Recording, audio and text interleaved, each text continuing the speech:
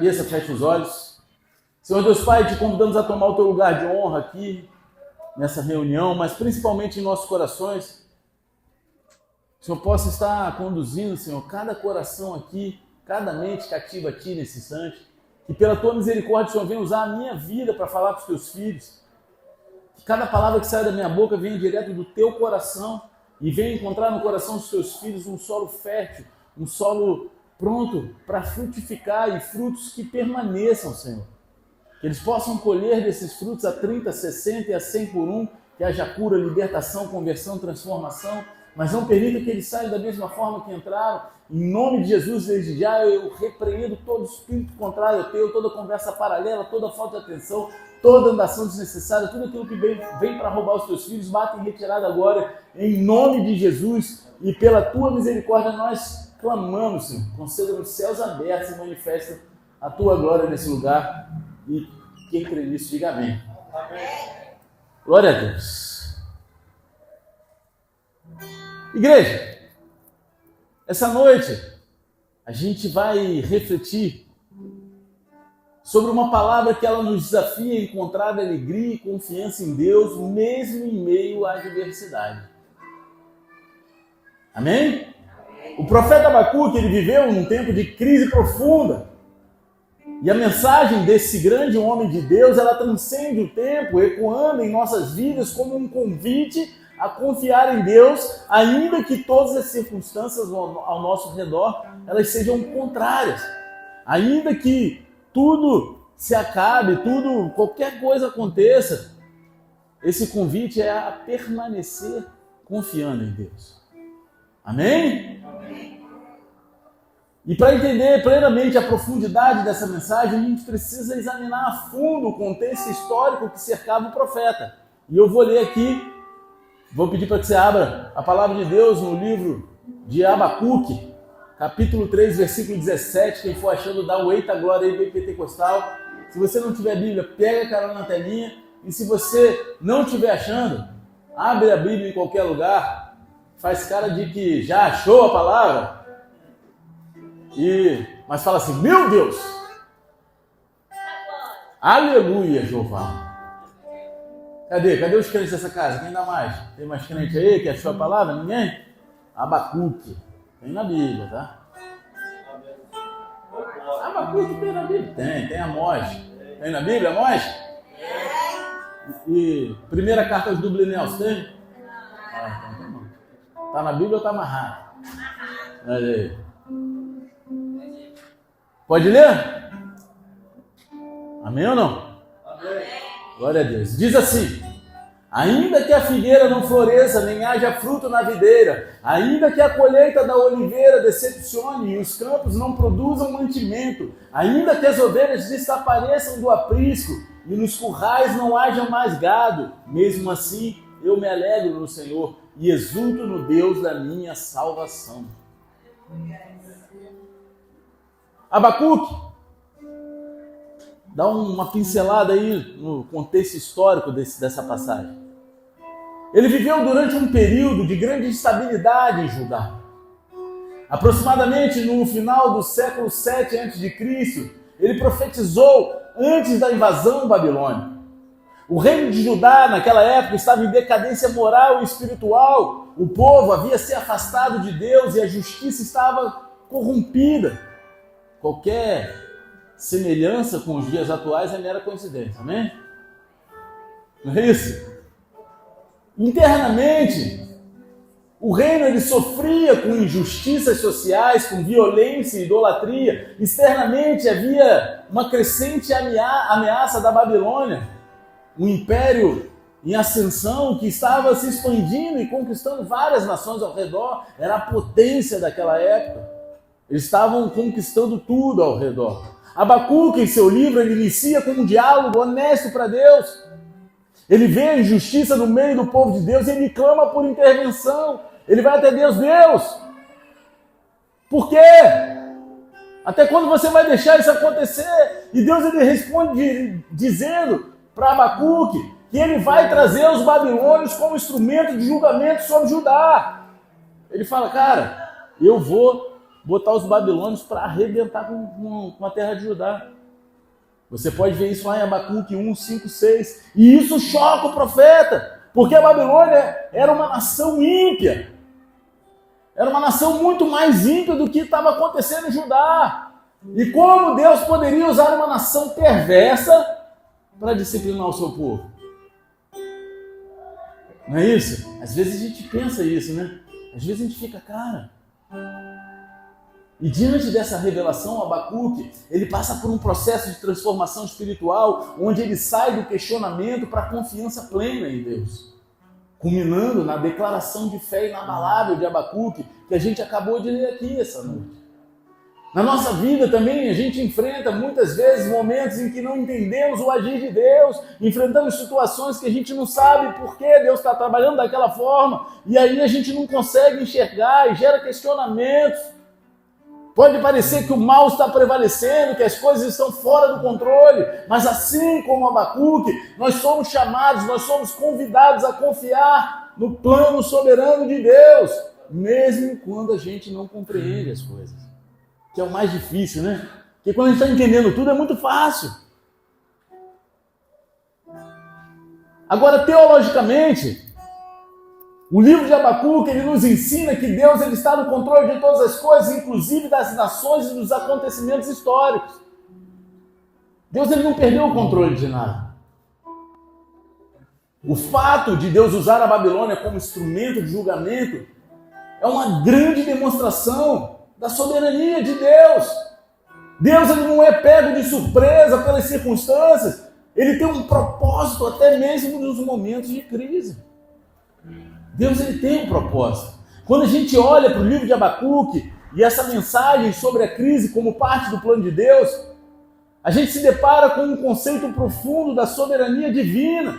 O uso da Babilônia como instrumento de julgamento, apesar de parecer algo paradoxo à primeira vista, revela a maneira misteriosa e incompreensível que Deus pode trabalhar. Esse ato, ele não só demonstra o controle de Deus sobre as nações, mas ele também evidencia que ele pode usar até mesmo o mal e a injustiça para trazer correção e arrependimento e restauração ao seu povo. Deus, ele não apenas permite a crise, mas ele pode ordená-la como um meio de disciplinar o seu povo. Você está entendendo? Às vezes, ele ordena a crise como forma de disciplina e, ao mesmo tempo, cumprir os seus planos de redenção. Porque lá na frente, se a gente for ver, né, quantas coisas aconteceram dessa situação aqui? O povo que foi levado cativo para a Babilônia, Nabucodonosor, reconheceu o Deus Altíssimo, Sadraque, Mesaque e Abidinego. Quantas histórias fluíram dessa invasão? Daniel na cova dos leões. Amém? Abacuque, ao perceber a iminente invasão da Babilônia, ele vê o juízo como uma resposta ao afastamento espiritual de Judá. Ele enxerga isso como uma grande resposta. E esse afastamento, simbolizado pela idolatria, pela injustiça social, ele necessitava da correção.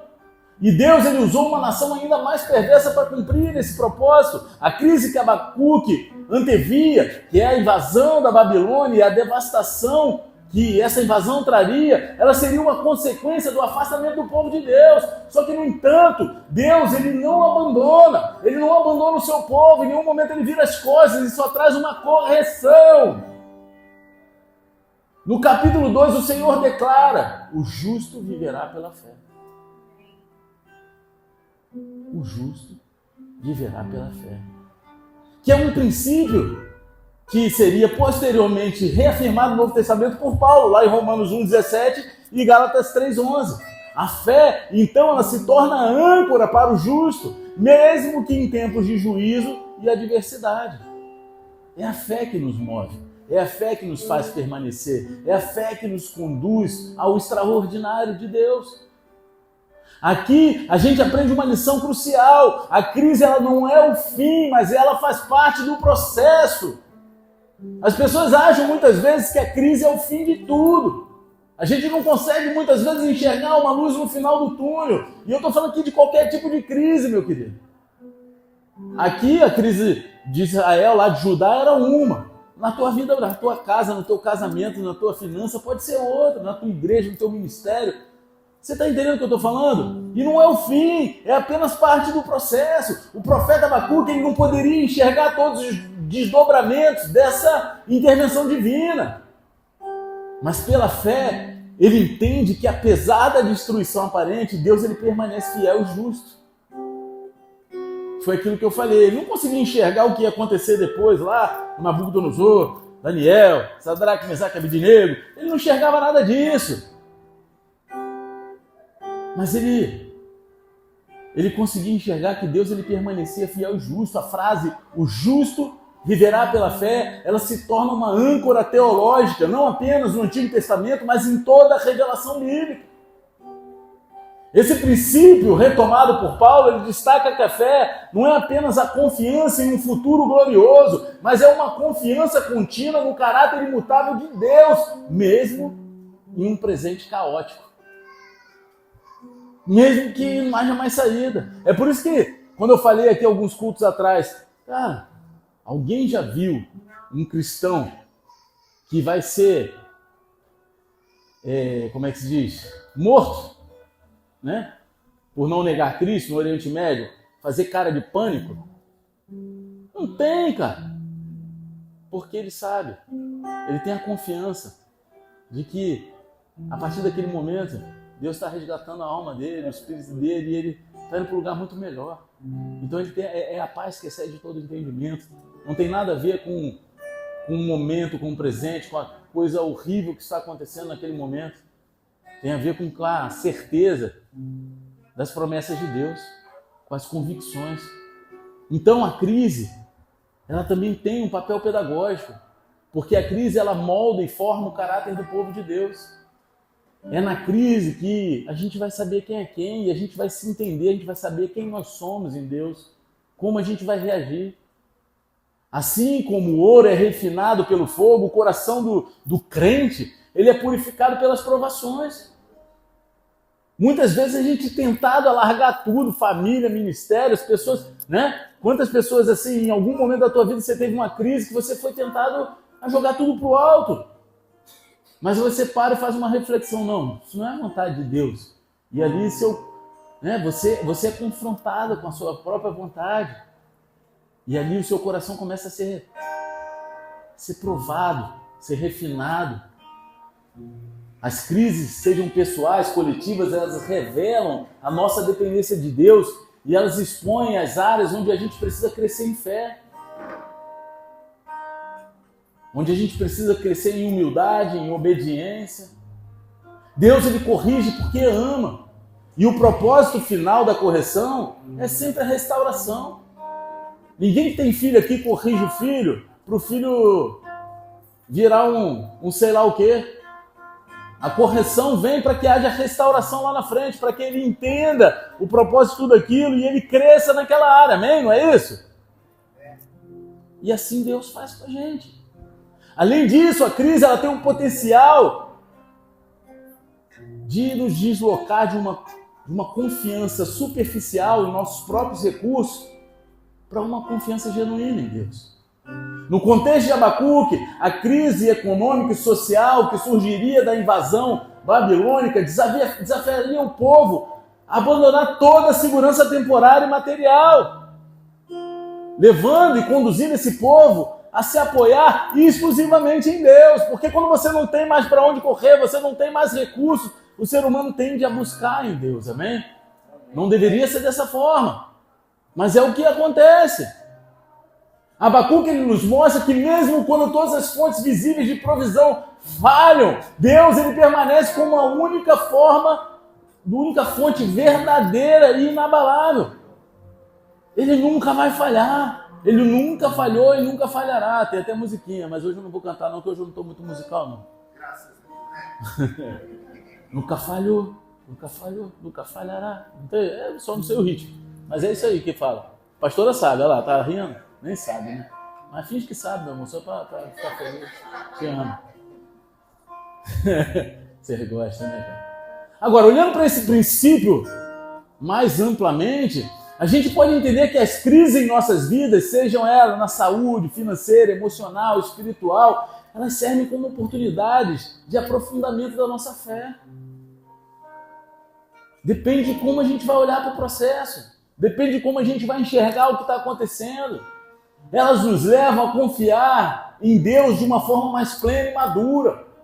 A fé que emerge em tempos de crise, ela é mais profunda e refinada porque ela não é mais baseada em resultados tangíveis, mas no caráter imutável e bondoso do nosso Deus. Porque é muito fácil, é aquilo que eu falo, que é muito fácil a gente se firmar em coisas que estão ali, que a gente olha, que nos trazem seguranças materiais, como dinheiro, status, um monte de coisa. Mas quando a gente não tem mais nada para se agarrar, e a gente só pode se firmar no nosso Deus Altíssimo. Assim, ao invés de ver a crise apenas como um momento de sofrimento, o cristão ele é chamado a perceber nela o agir de Deus. A gente é convidado a perceber no momento da crise, no momento da dificuldade, no momento das situações adversas, o agir de Deus. Ele está no controle mesmo quando a gente não entende o como e nem o porquê. Ele está no controle. Você pode não estar entendendo, mas ele está ali. A fé, ela nos capacita a enxergar além da dor imediata e acreditar que Deus ele está levando cada um de nós a um propósito muito maior, a um lugar de mais intimidade com Ele, de crescimento espiritual. Porque esse é o projeto de Deus, Ele quer o nosso coração o tempo todo. Essa perspectiva ela nos fortalece para a gente enfrentar as tempestades da vida com coragem e esperança, sabendo que, assim como Deus ele não abandonou Judá, Ele também não vai nos abandonar, em nenhum momento. Ele não vai virar as costas para nós. Uma vez eu ouvi um homem de Deus falando, um pastor, eu não me lembro quem foi, mas eu ouvi essa pessoa falando isso, para mim ficou, é uma verdade. Ele falou assim, cara, o relacionamento com Deus, Jesus, ele é como um rio que corre o tempo todo. E a gente escolhe se a gente vai caminhar à margem desse rio ou se a gente vai mergulhar no rio. Mas o rio nunca vai parar de fluir. Você pode até sair do rio, ir lá para a margem, ficar do lado de fora dando cambalhota, fazendo fogueira, churrasco, mas a hora que você escolher pular no rio, ele vai estar lá para você. Você está entendendo? E essa é uma verdade, ele nunca nos abandona. Ele quer o nosso coração. E muitas vezes as crises que a gente enfrenta têm um propósito divino, de Deus, por estar nos corrigindo, nos moldando, nos ensinando a depender totalmente dEle. A fé é aquilo que nos sustenta, porque a gente acredita que mesmo nas dificuldades, Deus está trabalhando para o nosso bem. Em suma, a crise no plano de Deus não é um acidente ou um desvio do seu propósito, muito pelo contrário. Muito pelo contrário. Não é isso? O que é?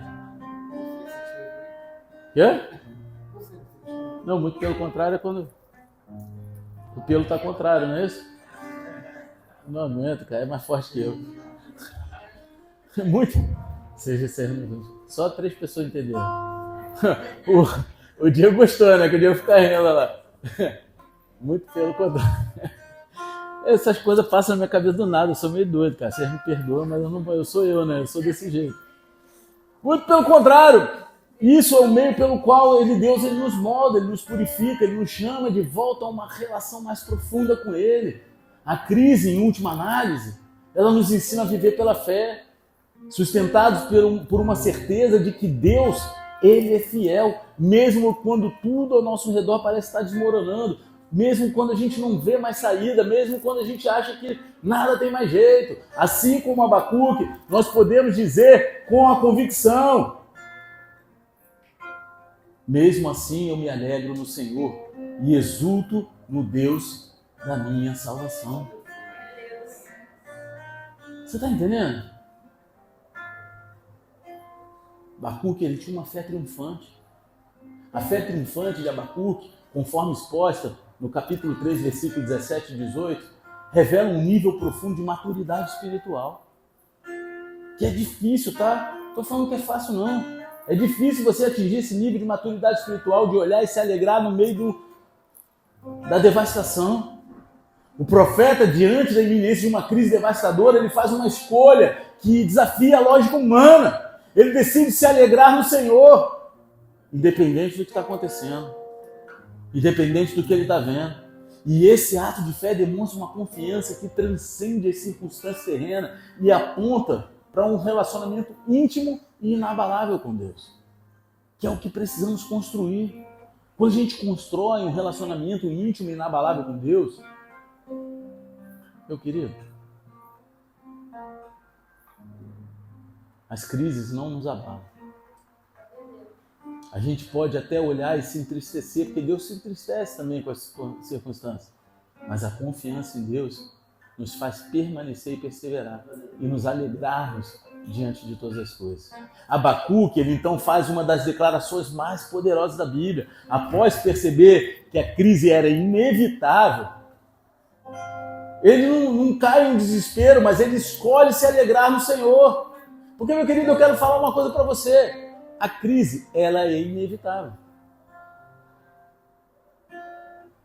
Ou você já passou, ou você está passando, ou você vai passar. E ela não tem como a gente escolher o momento que vai acontecer, amém? Tem como escolher o momento? Ela vem de uma hora para outra. Você escolhe o momento que vai furar o pneu do teu carro? Olha, eu quero que fure o pneu do meu carro em frente à borracharia. Seria maravilhoso, né? Eu até poderia contar uma história aqui, mas nem vou contar não, que deixa parar, tão antigo. Então eu conto. 2014 nasce meu filho. A história louca que vocês já conhecem, né? Na ida. Você já conhece a história da ida, amém?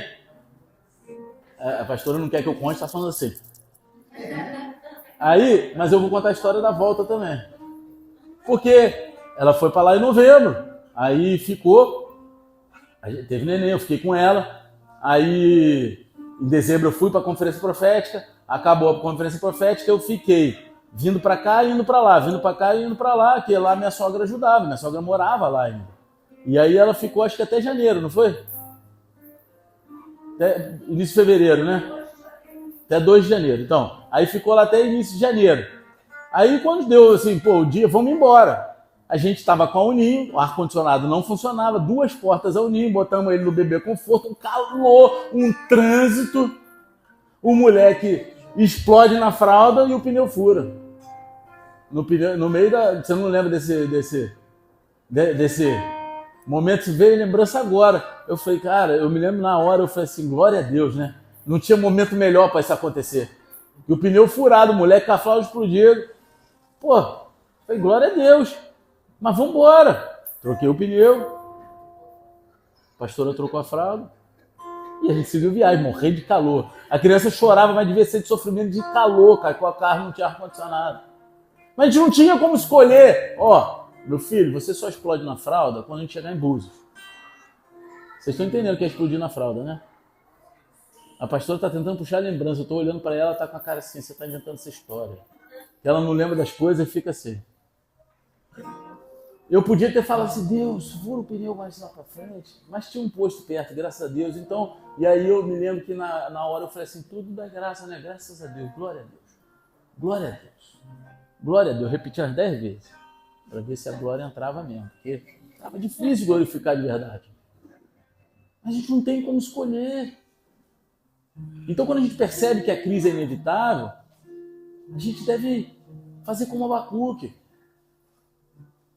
É não cair em desespero e decidir se alegrar no Senhor. Abacuque, ele declara que mesmo que tudo falhe, as colheitas, os rebanhos, os recursos vitais, ele vai se alegrar no Deus da sua salvação. Não importa o que aconteça na tua vida, escolha se alegrar no Senhor. Não importa a crise, não importa o momento da tua vida, escolha se alegrar no Senhor. Essa declaração ela tem profundas implicações teológicas. Primeiro, porque Abacuque ele reconhece que a sua alegria ela não depende das circunstâncias materiais, mas ela depende completamente, totalmente da sua relação com Deus. Ele entende que mesmo que os recursos terrenos falhem, Deus ele não vai falhar. Segundo lugar, ele exulta no Deus da minha salvação. é o Deus, eu exulto no Deus da minha salvação, apontando para uma fé que transcende o presente e olha para a salvação eterna e a promessa de restauração futura, que é o que eu estava falando aqui dos cristãos que são martirizados lá no Oriente Médio. A paz deles, a confiança deles é de algo que não é terreno, não é algo corruptível, é algo que está na glória, que foi prometido e que eles vão tomar posse. Agora, a fé de Abacuque, ela nos ensina que o verdadeiro alicerce da alegria e da paz não reside aqui na terra, nas coisas da terra, nas coisas físicas. No mundo natural, as colheitas e os rebanhos representavam a provisão essencial para a subsistência do povo. A perda dessas fontes de sustento simboliza aqui a ausência de segurança e de estabilidade. Você está entendendo? É a mesma coisa que assim, de uma hora para outra, você perde o seu emprego. Nas leis trabalhistas dos Estados Unidos, que todo mundo gosta de falar lá dos Estados Unidos, mas lá não tem lei trabalhista não, tá? Tu é demitido, não ganha, tu não tem FGTS, tu não tem seguro-desemprego, não tem nada. Vambora. Quer tirar férias é na força do braço, tu não ganha uma marca para tirar férias não. Mas vambora, tu é demitido nas leis dos Estados Unidos e abre a geladeira, tá um grilo lá. É isso. Sabe, é como se você não tivesse nem mais dinheiro nem comida. Eu falo, e aí? Só que Abacuque, ele faz a distinção entre aquilo que é material e aquilo que é eterno. A alegria que ele encontra não está condicionada àquilo que ele pode ver ou tocar, mas na certeza do caráter e da fidelidade de Deus.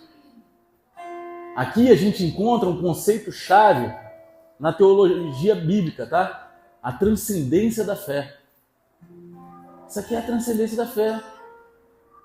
É uma teologia bíblica isso aqui. Fé não é simplesmente acreditar em um desfecho positivo, maravilhoso das circunstâncias terrenas, mas é confiar em Deus independentemente de qualquer resultado imediato. Ainda. Aí, meu irmão, tô musical, né? Olha aí. Sabe aí? Ainda as figueiras não floresçam. Aí, a galera quer cantar, pode cantar. Vai, igreja.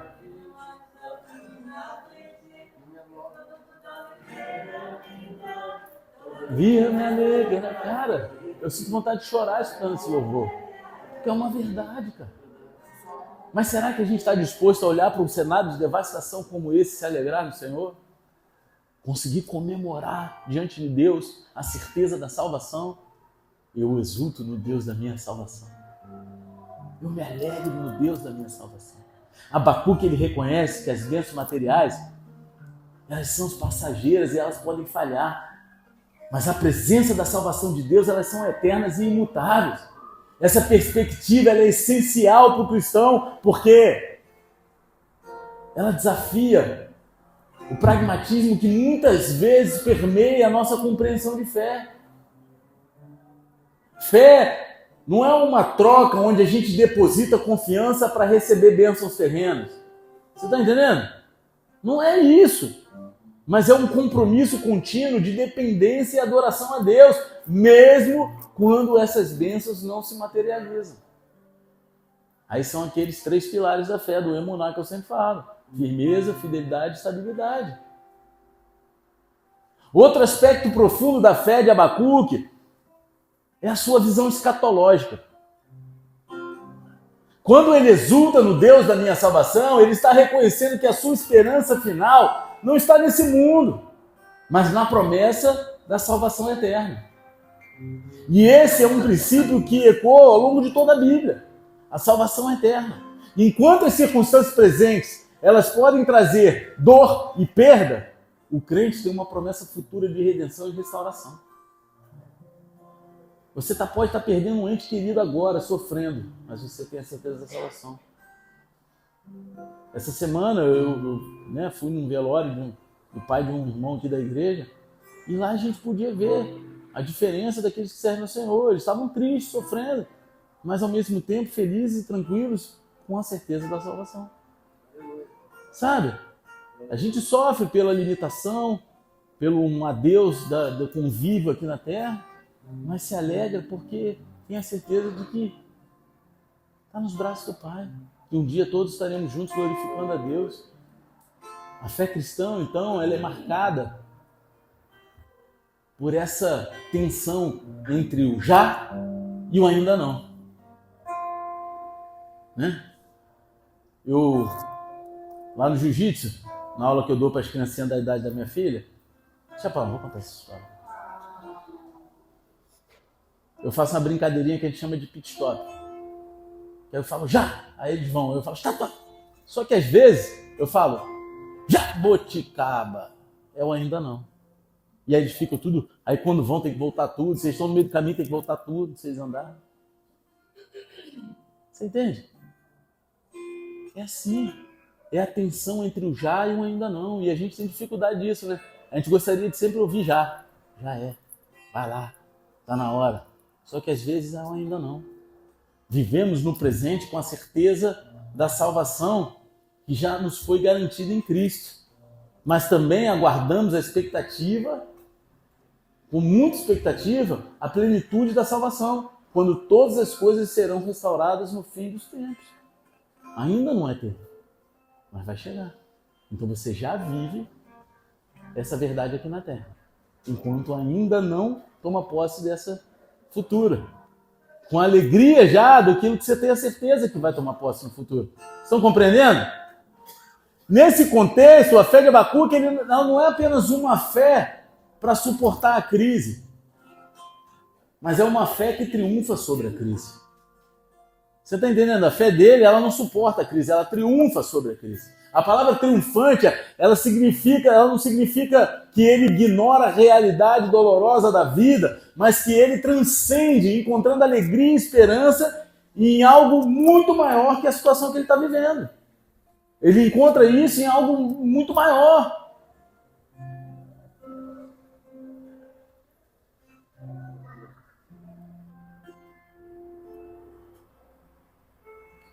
E isso nos ensina que a verdadeira fé ela não é passiva ou resignada. Ao contrário, ela é ativa, ela é vibrante, porque ela se alimenta do conhecimento de quem Deus é e da convicção de que seus planos são perfeitos e são mais altos do que os nossos, mesmo quando são incompreensíveis para nós. Essa fé, portanto, ela nos desafia a abandonar uma visão limitada e imediatista da nossa vida. Ao invés de medirmos a fidelidade de Deus pelas circunstâncias visíveis, nós somos convidados, nós somos chamados a medir as nossas circunstâncias à luz da fidelidade eterna de Deus. É isso, é esse exercício que a gente precisa fazer no nosso coração. Às vezes a gente fica medindo a fidelidade de Deus à luz das coisas que a gente está conquistando. Só que não é sobre isso. Como Abacuque, nós somos convidados a enxergar além da crise, além da perda, além do presente, para confiar na soberania e na bondade de Deus que sustenta todas as coisas. Essa é uma fé que nos liberta do desespero, porque mesmo quando tudo ao nosso redor falha, ainda temos um Deus imutável, que Ele é a fonte da nossa salvação e da nossa alegria eterna. Essa fé, por fim, é uma fé de entrega total. Abacuque ele nos ensina que em momentos de crise, quando tudo parece ruir, a única resposta correta é entregar completamente a nossa confiança a Deus. Essa é a única resposta correta. Eu sempre falo, quando você achar algo impossível, glorifica a Deus, porque o nosso Deus, ele é especialista no impossível. O nosso Deus é o Deus do impossível. Ali é a especialidade de Deus. Agora, isso exige uma postura de humildade, onde a gente reconhece que a gente não tem controle sobre todas as circunstâncias. Mas a gente sabe que o Deus a quem nós servimos tem. E é difícil, porque a gente quer controlar, né?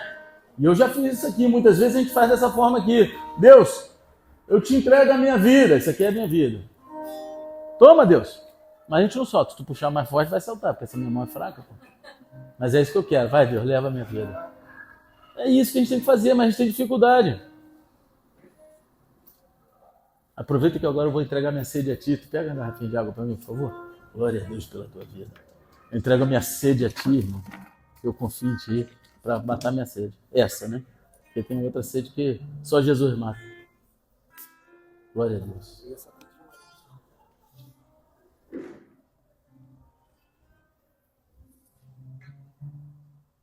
fé triunfante de Abacuque, ela não é apenas uma reação à crise, mas ela é uma escolha consciente de encontrar alegria e esperança em Deus.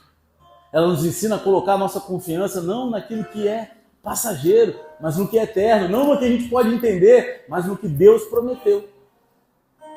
Assim, essa fé nos capacita a viver em meio a circunstâncias de crise, as adversidades, com uma confiança inabalável, sabendo que Deus, o autor da consumação da nossa fé, está sempre no controle de todas as coisas. Essa é a essência da fé cristã.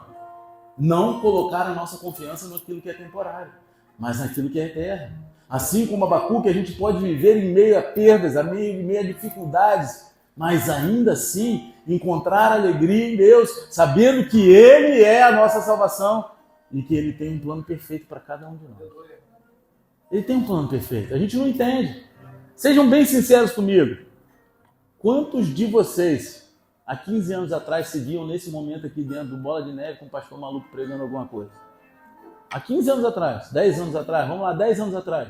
Alguns se botaram em um ano atrás, pensavam nisso, 2 anos atrás, você entende o que eu estou te falando? Eu estou falando só de um contexto muito mínimo, que é você estar dentro de uma igreja, ouvindo uma palavra. Agora, em nossa vida, isso é muito mais amplo, você entende? Sim ou não? Amém. O profeta Abacuque, ele nos dá um vislumbre da teologia da esperança que permeia todas as escrituras, toda a escritura. A esperança, ela não é apenas uma expectativa passiva de que as coisas vão melhorar, mas ela é uma confiança ativa em Deus, que é fiel às suas promessas. Deus, ele é fiel às suas promessas. Mesmo quando não há evidência visível de bênçãos, o crente ele pode confiar no caráter imutável de Deus. Mesmo quando você não vê nada acontecer de bom, você pode confiar no caráter imutável de Deus. No Novo Testamento, essa esperança, ela é plenamente revelada em Cristo. Ele é o cumprimento de todas as promessas de salvação. A alegria que Abacuque encontrou em Deus é a mesma alegria que a gente encontra em Cristo. É a alegria que nos dá a certeza da salvação e de uma vida eterna. Em Jesus, nós temos a garantia de que mesmo nas tribulações deste mundo, a gente tem uma esperança viva. A teologia da esperança, apresentada por Abacuque e expandida no Novo Testamento, é uma das verdades mais profundas e transformadoras da Escritura. Ela nos revela que a esperança cristã ela vai muito além de um simples otimismo ou uma expectativa de que as circunstâncias vão melhorar. Sabe quando a gente fala assim, bate nas costas, só uma expectativa, vai melhorar, fica tranquilo, vai melhorar. A gente está sempre fazendo isso, né? É um exercício para a gente não paralisar, né? Muitas vezes é algo muito automático, muito espontâneo. Mas a teologia da esperança é uma esperança viva. A bíblica é uma esperança viva e ativa e fundamentada nesse caráter imutável de Deus que a gente já falou aqui. Sustentada pelas promessas de Deus, especialmente realizada e completa em Cristo. O que torna essa esperança tão poderosa é que ela se baseia em evidências visíveis. Ela não se baseia, em evidências visíveis ou circunstâncias que a gente possa estar vivendo, favoráveis. Ela não se baseia nisso. Ela não se baseia no momento bom que você está vivendo. Pelo contrário, a verdadeira esperança cristã, ela é testada e provada nos momentos em que tudo ao nosso redor parece estar desmoronando. É ali que a gente é testado, é ali que a gente é provado e é aprovado. Abacuque, ao declarar a sua alegria e confiança em Deus, apesar da iminente devastação de toda a terra, nos mostra que essa esperança ela não depende de recursos humanos ou de condições do mundo. Ela é ancorada em Deus, somente em Deus, e Ele nunca falha. No Novo Testamento, essa esperança ela ganha uma dimensão ainda mais profunda com a vinda de Cristo. Jesus ele não apenas cumpre essas promessas do Antigo Testamento, mas Ele também redefine a esperança para os seus seguidores. Através da sua vida, morte e ressurreição, Cristo ele garante a salvação e a vitória final sobre o pecado e sobre a morte. Quer uma esperança maior do que essa? Quer uma alegria maior do que essa? Isso transforma a esperança cristã em algo muito mais do que uma expectativa de dias melhores. Não é sobre o hoje, não é sobre o amanhã, é sobre a eternidade. Ela se torna a certeza de que, independentemente das adversidades, o destino final do crente está seguro em Cristo. Nas mãos dele você está seguro, nas mãos dele, cara, você vai viver a eternidade maravilhosamente bem, adorando ao nosso Senhor, glorificando, com uma paz. O conceito da esperança viva, como descrito em primeira carta de Pedro, capítulo 1, versículo 3 e 4, é um dos pilares dessa teologia. Depois você pode ler em casa. A esperança cristã, ela não é estática, ela não é inerte, ela é dinâmica, ela é robusta. É uma força que nos sustenta no presente, nos conduz através das tribulações e nos direciona para um futuro. Essa esperança ela é viva porque ela está fundamentada num Cristo que é vivo, não num Cristo que está morto, pregado numa cruz, porque Ele ressuscitou e Ele vive. Ele venceu a morte e em sua ressurreição a nossa esperança é confirmada. Isso significa que mesmo nas situações mais desesperadoras, a esperança cristã ela permanece inabalável, pois ela não se baseia naquilo que a gente vê, mas naquilo que a gente sabe sobre Deus e no seu plano de redenção. Agora, outro aspecto essencial dessa teologia da esperança é que ela transcende as circunstâncias temporárias. E isso é o que distingue isso de uma esperança comum, amém? A esperança viva de uma esperança comum. Enquanto uma esperança terrena, ela pode ser frustrada quando as expectativas não são atendidas. Você está entendendo? A esperança cristã ela é imutável, porque ela está enraizada em algo eterno e infalível. Às vezes a gente gera esperança em seres humanos, em coisas que podem acontecer, numa promessa de emprego, numa promessa de algo, numa promessa de fidelidade, e aquilo não acontece, e aquilo nos frustra. É uma esperança comum terrena, mas quando a gente deposita a nossa esperança em algo que é eterno, a gente nunca vai ser frustrado. Você está entendendo o que eu estou falando? Amém ou não? Amém. A fidelidade de Deus e o sacrifício de Jesus, eles são a base dessa esperança.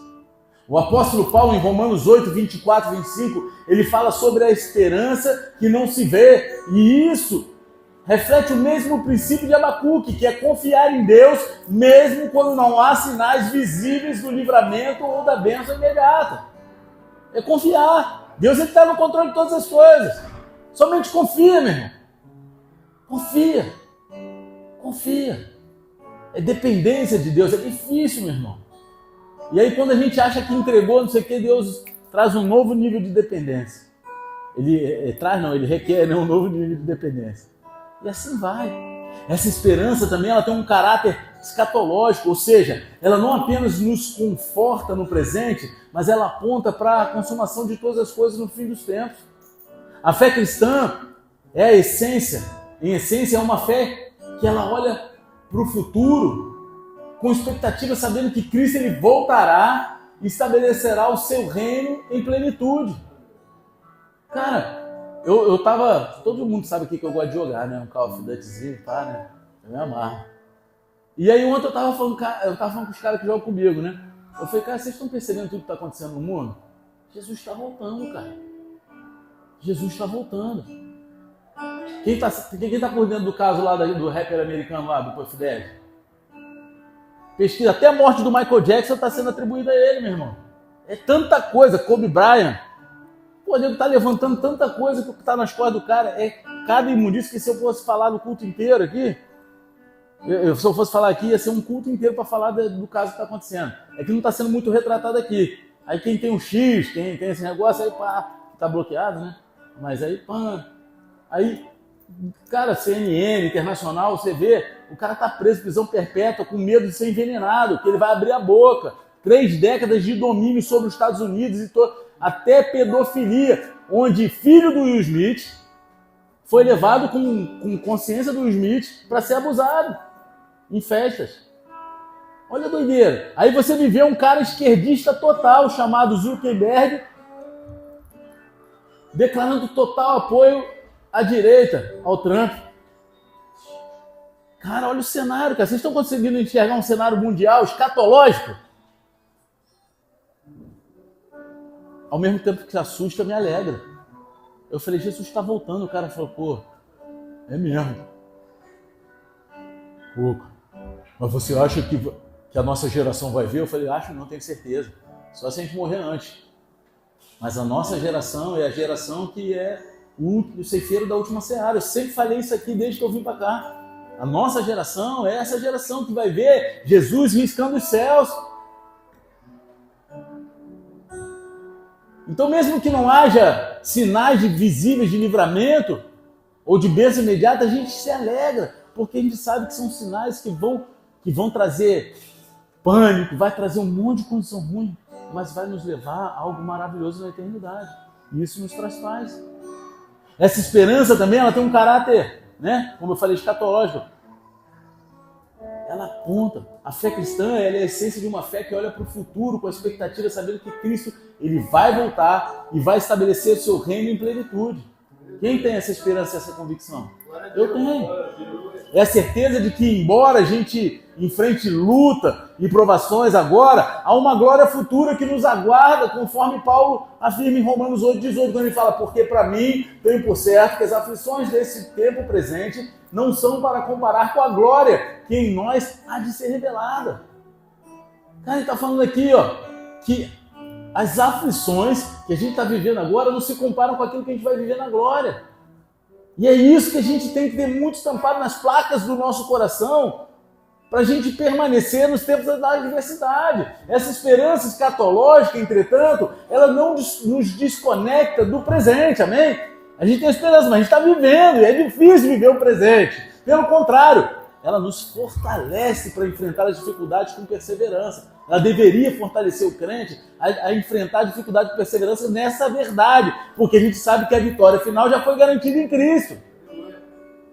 Cara, deve ser muito ruim jogar do outro lado, porque sabe que já vai perder, sabe?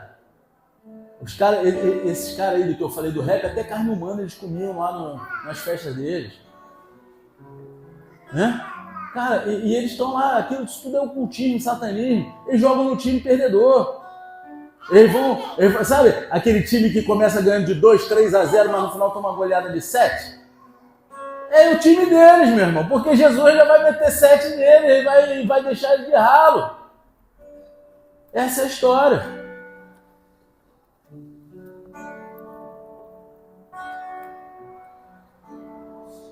Em outras palavras, a gente vive entre o já e o ainda não. O já e o ainda não da esperança cristã. A gente já experimentou o começo da redenção em Cristo, mas ainda aguardamos a consumação total dessa redenção no futuro. Essa tensão, ela nos impulsiona a viver com fé e esperança, mesmo quando as circunstâncias parecem contrárias. E finalmente, quase acabando, para acabar, tá? A teologia da esperança de Abacuque e do Novo Testamento, ela não é apenas uma esperança pessoal e individual. Ela tem um impacto coletivo e comunitário. Estava olhando a hora. Tá cedo, né? Dá para ter comunhão. Quando os cristãos eles vivem com essa esperança ativa, eles se tornam testemunhas vivas da fidelidade de Deus e da esperança que é em Cristo. Em meio a um mundo marcado por desespero, incerteza, sofrimento, o crente, sustentado pela esperança em Cristo, ele brilha como um farol de luz. Né? Que nem aquela música, vamos lá. Como um farol que brilha à noite. Ela é gulosa, né? Porque ela come um farol que brilha à noite, ela come ondas sobre as águas, não é isso? Ela come um monte de coisa, né? Mas cara, é como um farol de luz brilhando no meio da noite. A comunidade cristã ela é chamada a ser um reflexo dessa esperança.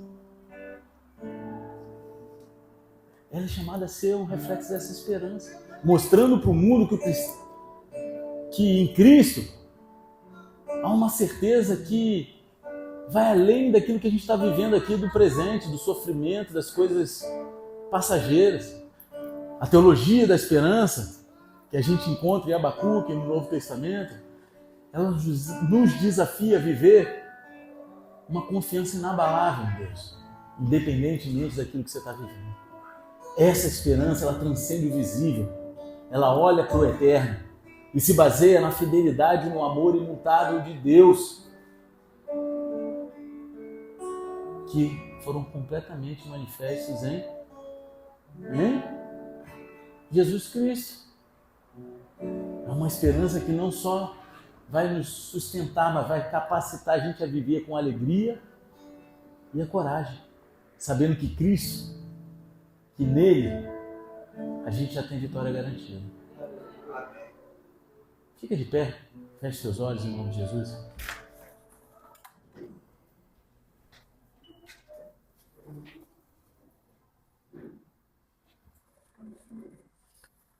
Igreja, essa palavra de Abacuque, ela nos lembra que a verdadeira alegria ela não está nas coisas desse mundo, mas ela está em Deus. A nossa verdadeira alegria ela está em Jesus. A gente vive em tempos incertos e muitas vezes a gente enfrenta crises pessoais, familiares ou até globais.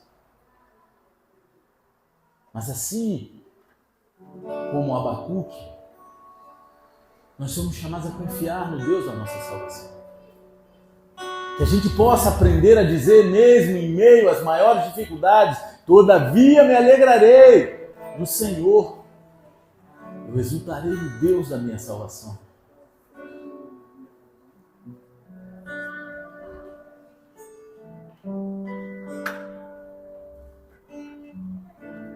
E hoje, essa noite, se você está aqui enfrentando um tempo de escassez, de luta, de incerteza, seja em qual área for da sua vida, Deus ele te chama a renovar a sua confiança nele.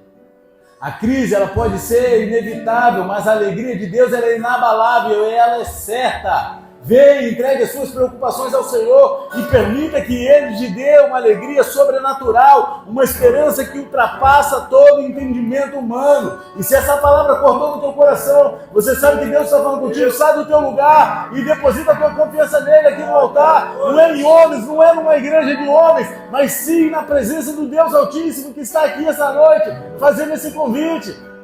Sai do teu lugar em nome de Jesus enquanto eu te escuto esse louvor. Pela fé posso tocar,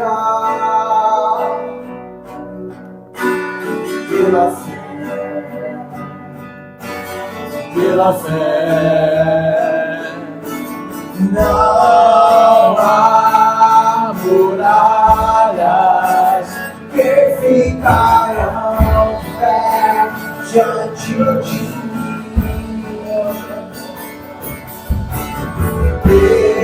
Estou firmado, visto pra sempre, tenho a luz em mim, pela fé.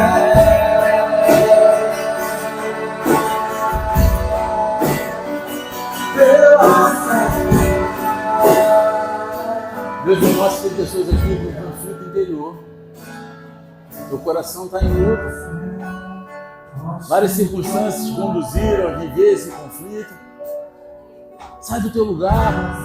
Ele quer restaurar a paz dentro de você. Ele quer restaurar a confiança total de que você pertence a Ele. Ainda que qualquer coisa tenha acontecido, nada mudou. No coração dele, você ainda é aquele filhinho amado que ele escolheu, que ele tirou por detrás das malhadas. Ele só está esperando você derramar o teu coração verdadeiramente, fazer o caminho de volta, sai do teu lugar. Ele quer botar essa paz que excede todo entendimento, restaurar a alegria da convicção da salvação. Sai do teu lugar agora em nome de Jesus. Sai do teu lugar, não tenha vergonha não, porque Deus ele quer restaurar. Não é esse momento, não é só a tua alegria, mas é toda a sua vida, até a eternidade. Vai muito além daquilo que seus olhos veem, mas é a eternidade que está sendo restaurada dentro do teu coração essa noite. Sai do teu lugar. Tem pessoas aqui que Deus está falando, Ele está mostrando. Sai do teu lugar, não deixa passar, porque amanhã pode ser tarde. O dia é hoje, é o agora. Vem e restaura isso aos pés da cruz, no altar do Senhor, em nome de Jesus. Estou pra sempre.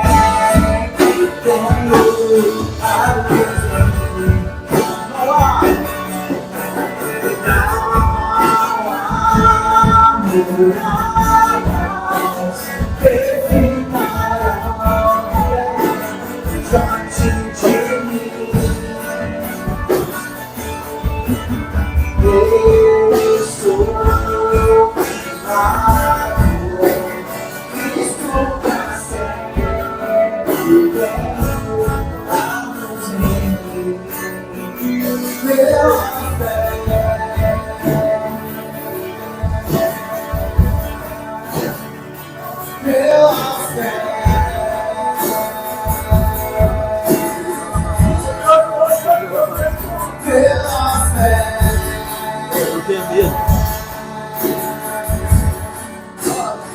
Os olhos não contêm como,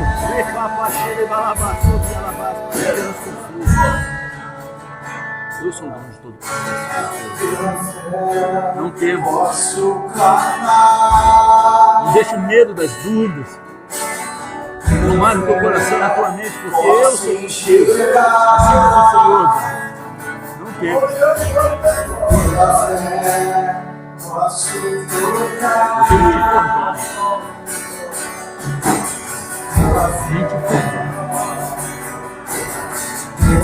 No final do caminho, você vai estar com a espada numa mão, um escudo na outra, lá na chega ele vai colocar ela abaixo. Como um verdadeiro guerreiro do meu exército. Não temos. Eu sou contigo. Estou firmado, Cristo pra sempre tenho a luz em mim. Não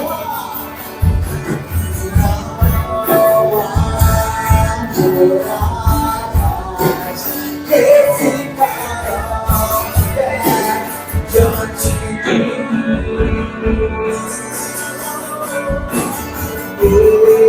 Estou firmado,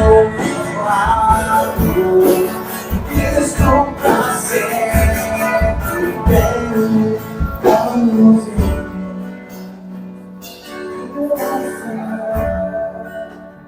Obrigado, Senhor. Porque mesmo quando a nossa visão é limitada, a nossa fé é fraca, o Senhor nunca nos abandona. Declaramos, Senhor, toda a nossa confiança em Ti, independente das circunstâncias. Declaramos, Senhor, que em Cristo somos mais que vencedores. E temos a convicção, Pai, da nossa vida eterna em Ti. E isso nos alegra, Senhor. Que possamos olhar para toda circunstância confiando em Ti, Pai. Não importa o que estejamos passando, não importa o que esteja acontecendo, seja global, seja familiar, seja ministerialmente, Senhor. Que a verdadeira paz que excede todo entendimento e essa verdadeira teologia da esperança, abordada em Abacuque, ela se torne uma verdade plena em nossas atitudes, nossas escolhas, em nossas vidas, em nome de Jesus. E se você crê nisso, você concorda com essa verdade, aplaude Jesus de todo o teu coração, pois Ele é Deus, Ele está aqui. Aleluia, Senhor. Glorificado seja o teu santo nome. Aleluia. Aleluia.